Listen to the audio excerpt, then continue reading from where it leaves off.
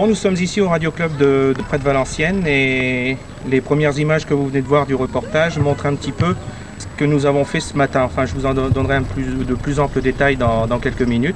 À vous signaler quand même que le Radio Club est actif depuis maintenant, enfin, est de nouveau actif depuis maintenant 2 ans, je pense. Jean-Marie Côté qui présentera un petit peu ses activités pour former des amateurs, radio-amateurs dûment licenciés et d'autre part des futurs radio-amateurs qui sont là derrière moi, qui sont pour l'instant ce que l'on appelle des SWL et qui ont participé ce matin à une chasse au renard. Alors on va présenter le matériel que vous avez vu très rapidement ici il y a quelques petites minutes. Et je vais vous présenter donc 3 équipiers qui ont participé à ce que l'on appelle une chasse au renard. En gros, très rapidement, il s'agit de repérer une balise, un petit émetteur de faible puissance qui est caché dans la nature, et ce, à l'aide d'antennes directives, c'est-à-dire d'antennes qui ont une directivité dans un certain sens et qui permettent de détecter l'émetteur en question selon la direction, et ce au moyen éventuellement d'une carte dans le genre de celle que nous avons ici à côté, et de boussole. Alors je peux vous présenter rapidement, puisque vous avez vu l'intérieur de ce que nous appelons le renard, et qui est en fait un petit émetteur de faible puissance qui fait ici 1 watt sur une antenne quart d'onde et qui est alimenté sur batterie et que l'on peut facilement cacher dans la nature, soit à même le sol ou alors comme ce matin nous l'avions mis sur un petit fortin et moins d'une demi-heure a suffi pour la découvrir. Alors au point de vue matériel de détection, ce qui est intéressant à voir, c'est surtout les équipiers mobiles en vélo. Alors on va d'abord parler à Bernard et qui va montrer un petit peu comment est conçue son installation. Alors ici c'est une station mobile donc à vélo qui est conçue d'un récepteur et enfin ici une antenne qui est seulement omnidirectionnelle, utilisée seulement pour je pense pour écouter, puisque vous n'avez pas le droit de transmettre, donc vous devez simplement écouter ce qui est dit par les radioamateurs qui sont eux en voiture.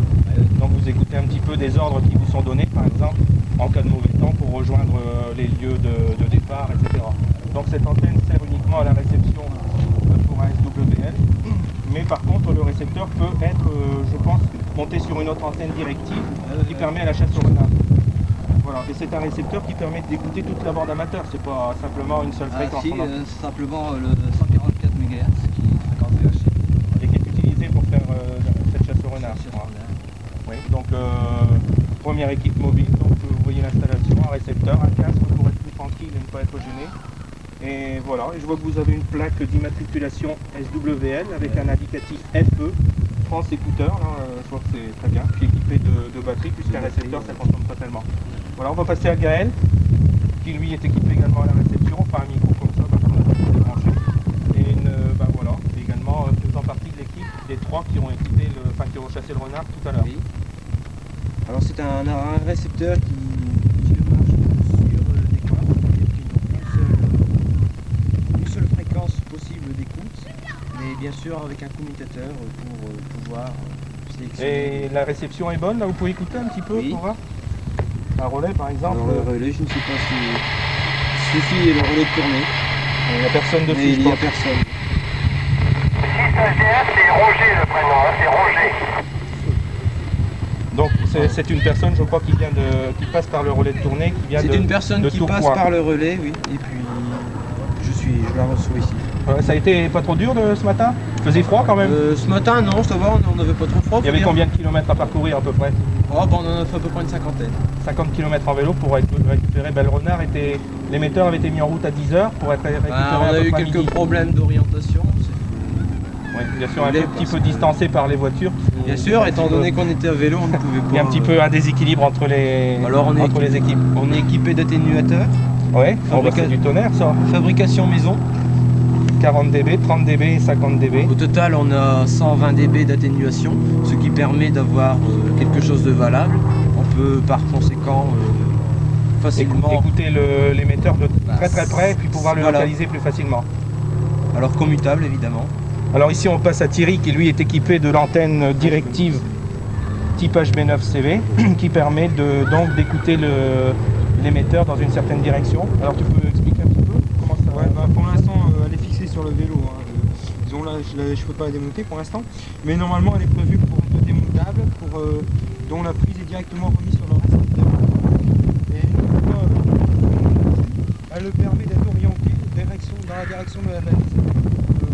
On n'est pas équipé de mètres, mais à l'auditif, ça permet de recevoir, disons, plus on est fort, on est dans la direction de la direction. Ok. Bon, on viendra peut-être après sur les équipes mobiles vélo. Maintenant, on passe aux équipes mobiles voitures. Alors, le premier véhicule qui a servi ce matin pour l'équipe qui cachait le renard. Pourquoi les deux antennes? Une antenne pour donner des ordres éventuellement aux coéquipiers mobiles, enfin aux chasseurs, s'il y avait lieu, ou connaître un petit peu leur direction. La deuxième antenne qui sert en permanence à écouter la bonne marche de la balise. En cas de panne ou autre, on est obligé d'intervenir, soit pour arrêter l'exercice, ou alors éventuellement réparer si cela est possible. Alors, balise qui est là, et carte à l'appui, carte IGN de l'Institut géographique du Nord, très bien détaillée, qui peut servir et qui nous sert en exercice de protection civile ici dans le département.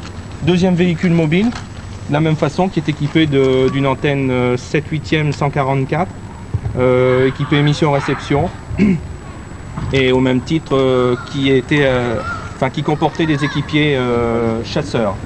Enfin, dernière équipe mobile qui, elle, peut faire des relevés en roulant, avec la même carte pour leur repérage, une boussole, qui est la boussole, enfin sans publicité, mais c'est une boussole très très intéressante qui peut se placer sur une carte pour faire des relevés ou être vue en transparence pour faire des beams d'antenne et regarder des azimuts et voir un petit peu les degrés d'angle. Alors ensuite, deux antennes pourquoi? La première au même titre que l'autre équipe mobile qui sert à joindre les véhicules entre eux.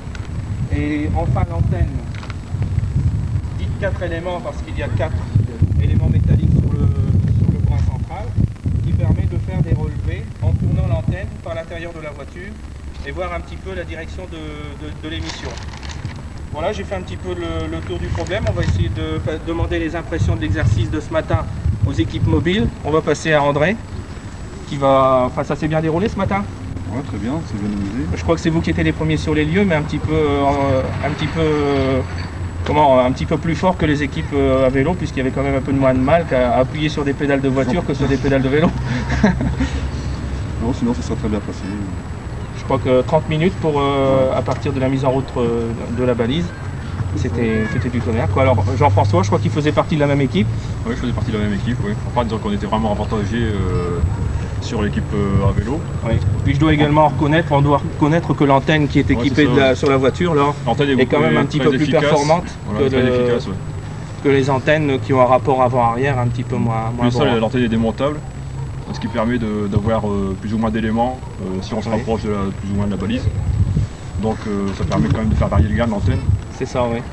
Et le rapport avant-arrière.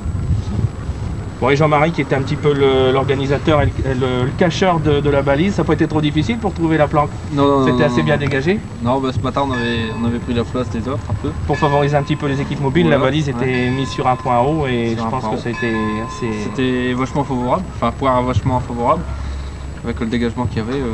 Voilà. Disons, il y avait quand même certains problèmes, c'est quand même assez difficile de faire des relevés avec des antennes directives, faire des pointés, des tirs d'antenne comme on dit. Et disons, il faut le faire quand même. Ouais. Même voilà. si ça soit bien dégagé. Donc vous avez vu un petit peu un aperçu des différentes activités du Radio Club.